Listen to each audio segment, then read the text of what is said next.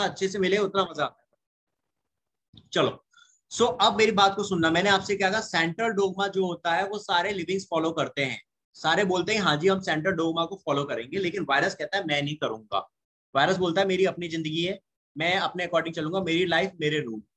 तो वो भाई क्या कहता है, एक second. Sir virus is independent.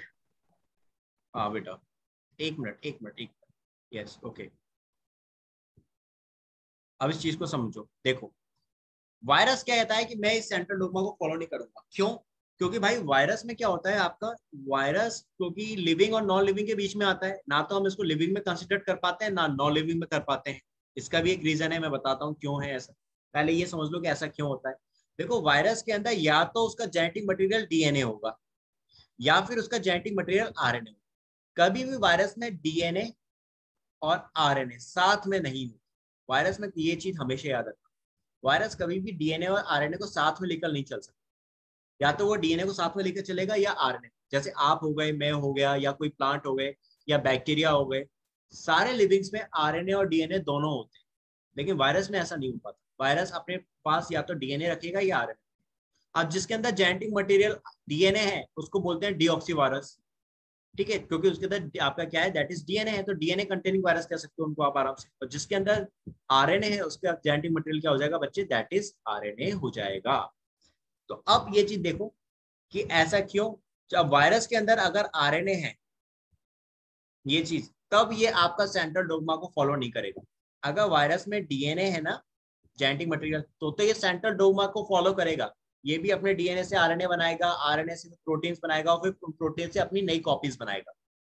लेकिन अगर उसका जेनेटिक मटेरियल आरएनए हो जाएगा तब यहाँ प्रोसेस थोड़ी सी उल्टी हो जाती है। अब सपोज करो वायरस का जेनेटिक मटेरियल आरएनए था, तो ये क्या करेगा बेटा, सबसे पहले तो रिवर्स ट्रांसक्रिप्शन शो करेगा। ये अपना सबसे पहले एक कॉपी डीएनए बनाएगा। कॉपी डीएनए किसका, होस्ट की कॉपी डीएनए बनाएगा। होस्ट के अंदर जो डीएनए है उसकी एक कॉपी अपना उसके जैसे ही अपना डीएनए बना लेगा, हूबहू सेम टू सेम। इसलिए हमने इसको क्या बोला, दैट इज सी डीएनए या कॉपी डीएनए।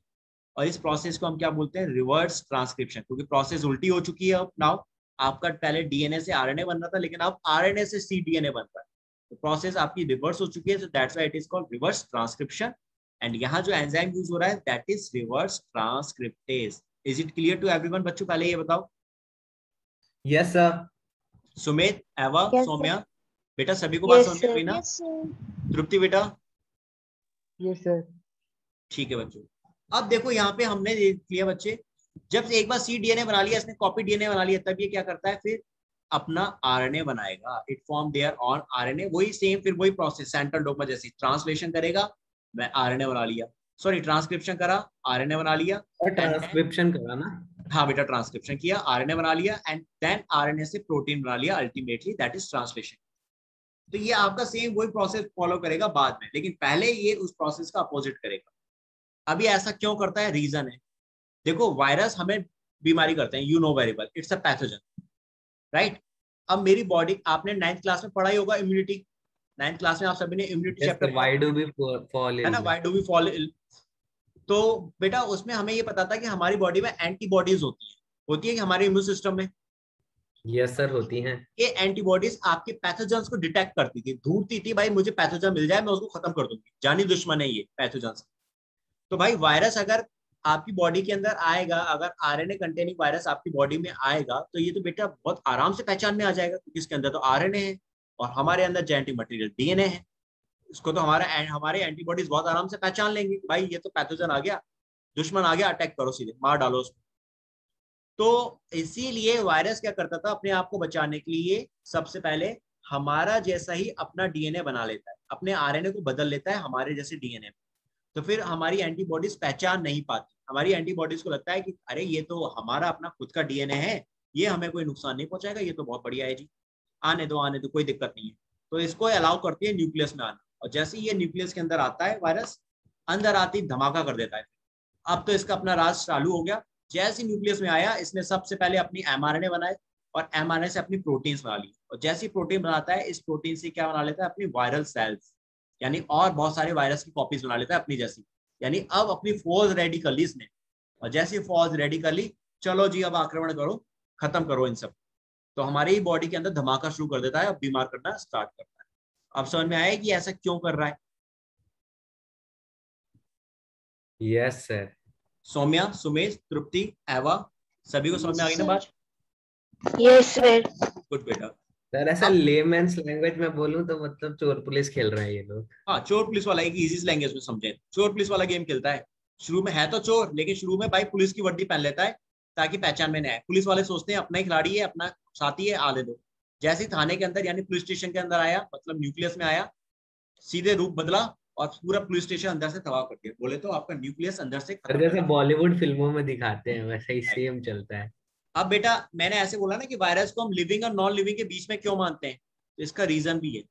ये इसलिए बेटा क्योंकि आप लिविंग सेल किसको मानते हो? लिविंग सेल हम उसको मानेंगे जो लिविंग हम किसको मानेंगे? सेल बोल रहा हूँ। लिविंग हम उसको मानेंगे जो आपका सेल का बना हो, which is made up of cell. 9th class में आपने पढ़ा था cell the functional unit of life, यानी ऑल सेल थ्योरी में आपने पढ़ा था ना, all livings are made up of cell. जितने भी लिविंग्स हैं वो सब सेल्स के बने। ये चीज आपने पढ़ी थी सेल थ्योरी में। Yes sir. हम सभी ने Yes, ये sir. चीज पढ़ी है, हम सभी पढ़कर आए। लेकिन वायरस कहता है नहीं जी, मैं सेल का नहीं। वायरस सेल का होता ही नहीं है, वायरस के अंदर सेल होती ही नहीं। वायरस के अंदर दो ही चीजें होती हैं, एक तो उसका अपना जेनेटिक मटेरियल होगा जो या तो डीएनए होगा या आरएनए होगा, और दूसरा इसके अंदर प्रेजेंट होते हैं प्रोटीन। सेल तो कहीं है ही नहीं, और इन प्रोटीन्स को हम क्या बोलते हैं बेटा? कैप्सिड्स बोलते हैं। That is called capsid. तो अब इसके डायग्राम को देख लो, यहाँ देखो, यहाँ आपको केवल इसका जेनेटिक मटेरियल दिख रहा है, दैट इज आरएनए। और उस आरएनए को प्रोटेक्ट करने के लिए, यानी इसके जेनेटिक मटेरियल को प्रोटेक्ट करने के लिए चारों तरफ क्या है? Proteins, that is capsid present. Single structure को हम बोलते हैं कैप्सोमियर।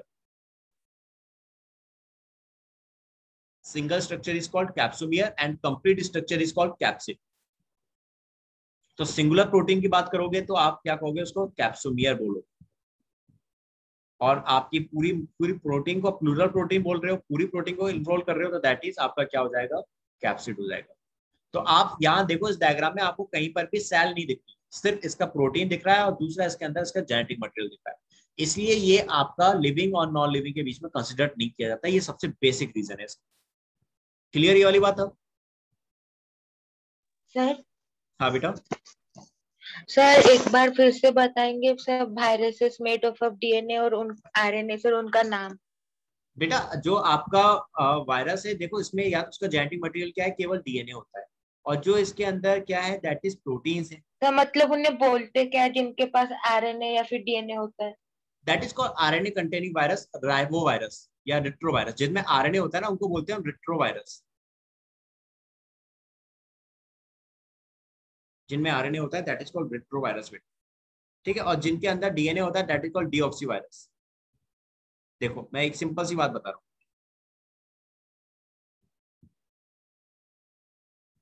नीचे लिख दे रहा हूँ एक जगह।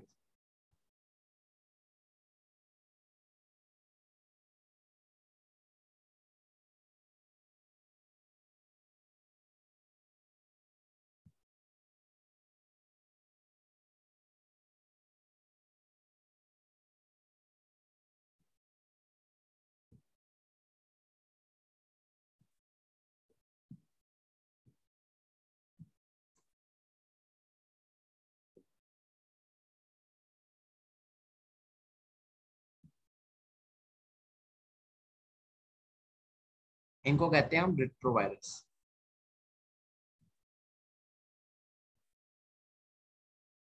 और डीएनए कंटेनिंग वायरस जो होते हैं ना बेटा, ये दो पार्ट में डिवाइड हो जाते हैं। डीएनए कंटेनिंग वायरस, इनको हम डीएनए कंटेनिंग वायरस ही बोलेंगे, लेकिन ये दो तरह के हो जाते हैं। एक तो single strand DNA containing virus, और एक double strand DNA containing virus. बहुत डिटेलिंग सर वाली बात। आरएनए में स्ट्रेन नहीं बनता ना? आरएनए के अंदर बेटा सिंगल स्ट्रैंड होता है, सिंगल स्ट्रैंड वायरस। यहाँ sir double strand, corona virus को हम लोग कहाँ पर कैटेगराइज करेंगे? वो आपका सिंगल स्ट्रैंड आरएनए वायरस है। इट्स आरएनए, इसका जेनेटिक मटेरियल आरएनए है, और आरएनए वायरस जो होते हैं हमेशा सिंगल स्ट्रैंड ही होते हैं। आरएनए हमेशा सिंगल स्ट्रैंड जब होता है ना बेटा, अभी भी मैंने आपको दिखाया था, ऊपर भी जब बताया था, सिंगल स्ट्रैंड आरएनए ही अपने आप को रिप्रेजेंट कर पाता है, वही अपने आप को एक्सप्रेस करता है। डबल स्ट्रैंड आरएनए एक्सप्रेस नहीं कर सकता। सो दैट्स व्हाई आपका आरएनए हमेशा सिंगल स्ट्रैंड होता है।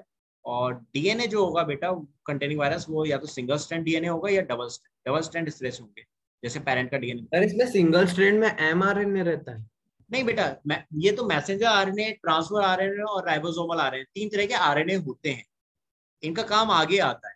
यहाँ पर आपका जो आएगा ना, दैट इज सिंगल स्ट्रैंड, यहाँ पर भी वो आपका यहाँ पर भी मैसेंजर आरएनए ही होगा, क्योंकि यही मैसेंजर आरएनए क्या करेगा, आगे चल के आपका प्रोटीन कोड करेगा, ये आगे चल के आपका प्रोटीन बनाने का काम करेगा। So that's why that is messenger. Clear बात वेदांश? सुमित बेटा, आपको बात समझ में आ गई? RNA containing virus that is called retrovirus, Yes, लेकिन sir. डीएनए कंटेनिंग वायरस को हम डीएनए कंटेनिंग वायरस ही बोलेंगे। यहाँ 2 पार्ट्स आ जाएंगे, सिंगल स्ट्रैंड वायरस होगा या फिर डबल स्ट्रैंड होगा, ये अलग से है बेटा, आपके उसमें नहीं। तो आज आपको ये चीज समझ में आ गई भाई कि आपकी लाइफ कैसे डेवलप हो रही है, development of life, how they are occur because of central dogma. कोई भी लिविंग हो, सब सेंट्रल डोगमा शो करेंगे ही करेंगे, वायरस भी शो करता है। बस ये है कि अगर आरएनए कंटेनिंग वायरस है तो वो थोड़ा घूमकर आएगा, उल्टा घूमकर आएगा, पर आएगा, करेगा वो भी शो। और ये सेंट्रल डोगमा के बारे में बताया था आपके, दैट इज वॉट्स क्रिक ने, इनका पूरा नाम था दैट इज वॉटसन क्रिक।